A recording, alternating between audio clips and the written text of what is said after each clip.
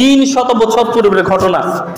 হিন্দুস্তানে 11 জন ডাকাত ছিল, ডাকাত। তাদের সর্দারের নাম ছিল বিসিয়ারে কিঞ্জি। 11 জন ডাকাতের সর্দারের নাম ছিল বিসিয়ারে কিঞ্জি। ওনারা একদিন পরামর্শ করলো কার আবার ডাকাতি করবে। একটা কথা শুনে রাখেন যে আমার ওস্তাদ একবার বলছিল যে চোরে যখন চুরি করে কারো বাড়িতে 7 দিন পর্যন্ত অপেক্ষা করে। কারো বাড়ি যখন চুরি করে 7 দিন পর্যন্ত অপেক্ষা করে। কেমন? আমার ওস্তাদে বলে ওই বাড়িতে কোথায় কি আছে তাদের লোক গিয়ে তালাশ করে আসে, যে কোনো বেশে যাক, ভিক্ষুকের বেশি হোক, অপরিচিত বেশি হোক, পরিচয়ের বেশি হোক, যায় দেখে আসে কোন কোনায় কি আছে, ঘরের দরজা কয়টা, কিভাবে ঢুকতে হয়, 7 দিন পর্যন্ত পরিকল্পনা করে তারপর চুরি করে। এছাড়া চুরি করে না। ডাকাতেরও একই সিস্টেম। ডাকাতেরও হুট করে ডাকাতি করে না, ডাকাতেরও চিন্তা ভাবনা করে ডাকাতি করে।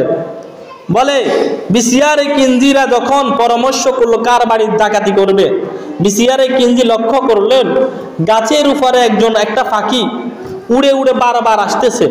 পরামর্শ করার পরে বিসিয়ারে কিঞ্জি ওই গাছের উপরে উঠলেন। গাছের উপরে উঠে উনি আশ্চর্য হয়ে গেছেন। একটা অন্ধ সাপ হা করে আছে, আর পাখিটা ওই অন্ধ সাপের মুখে খাদ্য দিয়ে গেছেন। দেখেন, ওই অন্ধ সাপ কিছুই করতে পারে না, কিন্তু তার রিজিক আল্লাহ ওই ফাঁকির মাধ্যমে ব্যবস্থা করেছেন।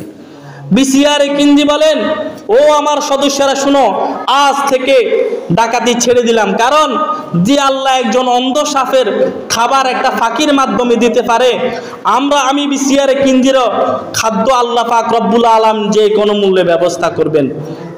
ডাকাতি ছেড়ে দিলেন, হজের উদ্দেশ্যে রওনা হয়ে গেছেন।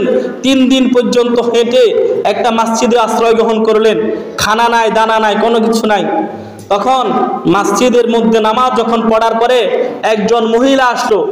একজন মহিলা এসে বলল, তোমাদের মধ্যে বিসিয়ারে কিঞ্জিকে? সবাই বলল বিসিয়ারে কিঞ্জি তো আছে, আমাদের সর্দার। মহিলাকে জিজ্ঞাসা করলো, আপনি আমার নাম কিভাবে জানেন? আমি বিসিয়ারে কিঞ্জি। বলে, শোনো, জনাবে রাসূলুল্লাহ সাল্লাল্লাহু আলাইহি সাল্লাম গত রাত্রে আমার স্বপ্নের মধ্যে এসে বলল বিসিয়ারে কিঞ্জি তার সদস্যরা এখানে আসবে, তুমি তাদেরকে তোমার বাড়িতে দাওয়াত দিবা। চলেন আমার বাড়িতে আপনাদের দাওয়াত। বিসিয়ারে কিঞ্জি আর তার 10 সদস্য মিলে আসলো। আসার পরে তাদেরকে খানাপিনা করার পরে 11টা আলমারি দিল। 11টা আলমারি। কিতাবের মধ্যে লেখেন 11টা আলমারির মধ্যে স্বর্ণ অলংকার জহরত ভরপুর ছিল। বিসিয়ারে কিঞ্জিকে বলে, আমার স্বামী নাই, আমার সন্তানরা মারা গেছে অনেক আগে। আমি চিন্তা করলাম এই 11টা সন্দুক কি করব।